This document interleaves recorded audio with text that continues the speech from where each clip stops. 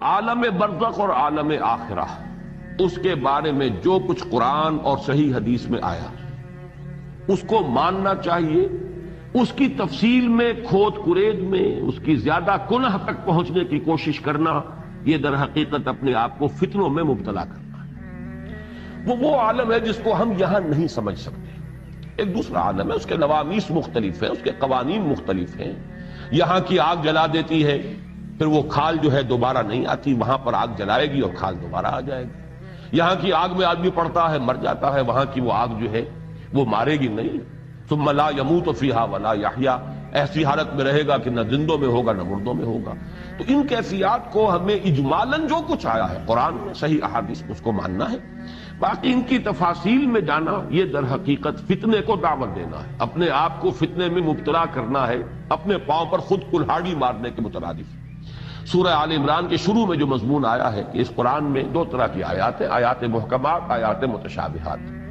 یہ متشابہات جو آیات ہیں ان پر اجمالی ایمان رکھنا چاہیے، لیکن یہ کہ ان کی کنہ میں، ان کی ٹوہ میں، ان کی زیادہ تعویل تلاش کرنے کی کوشش جو ہے یہ خام خواہ انسان کو کسی غلط وادی میں یہ چیز جو ہے بھٹکا دیتی ہے اور فتنہ پیدا ہوتا ہے. اسی اعتبار سے اس میں چونکہ سجین کیا ہے، کتاب جو ہے وہ کس شکل کی ہوگی ہمیں کچھ معلوم نہیں. سورہ کہف میں جو نقشہ کھینچا گیا اس سے تو معلوم ہوتا بس کوئی ایک ہی کتاب ہے.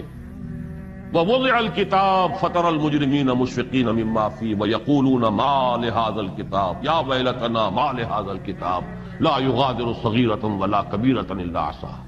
وہ اعمال نامہ رکھا جائے گا اور چیخ اٹھیں گے یہ کافر اور یہ فجار، یہ کیسا اعمال نامہ ہے جس نے کہ کسی چھوٹی سی چھوٹی چیز کو بھی نہیں چھوڑا.